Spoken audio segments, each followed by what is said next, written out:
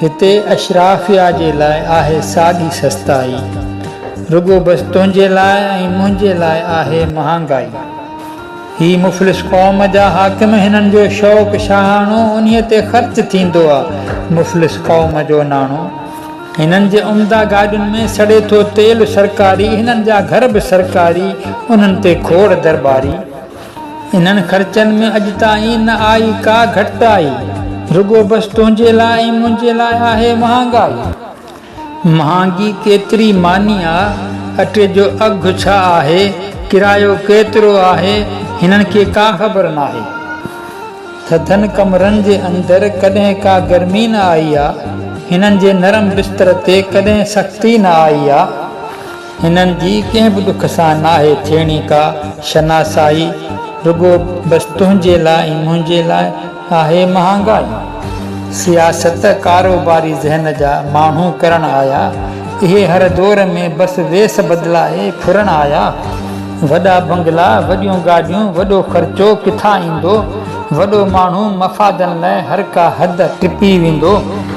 न को वाइदा वफ़ातियुनि जा, न ई ॻाल्हियुनि में सचाई, रुगो बस तुंहिंजे लाइ ऐं मुंहिंजे लाइ आहे महांगाई। किनी जी मिल्कियत त ॿाहिरि, त किथे वापार बि ॿाहिरि, रहाइश बि रखनि ॿाहिरि, पढ़नि था ॿार बि ॿाहिरि।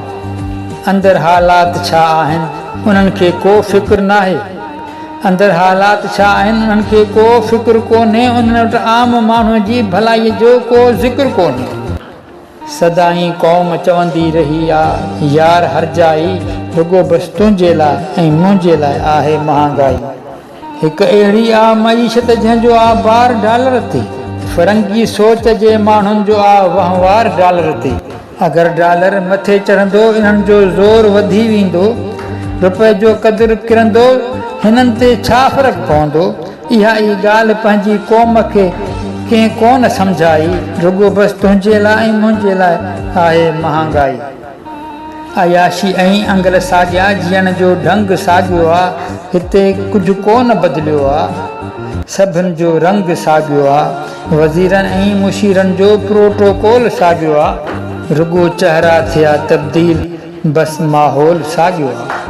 तमाशो अॼु बि जारी आहे, अमी आहियो तमाशाई, रुगो बस तुंहिंजे लाइ ऐं मुंहिंजे लाइ आहे महांगाई। घटायो शाही ख़र्चनि खे, अमी कुझु पाण बदिलायो, समूरो बार छा लाइ आम माण्हू ते था उछलायो। अव्हां जे शाही ख़र्चनि जे करे पई क़ौम भरपाई, रुगो बस तुंहिंजे लाइ ऐं मुंहिंजे लाइ आहे महांगाई।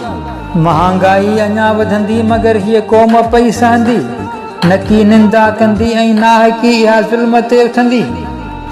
जनी जो हथ कपणु घुरिजे उन्हनि जा हथ पई चुमंदी, मुनाफ़िक़ सोच ते आकाश हीअ तारीख़ पिणु लिखंदी। कयूं जे ॻाल्हि था हक़ जी, थिए थी यार हल्काई, रुगो बस तुंहिंजे लाइ ऐं मुंहिंजे लाइ आहे महांगाई।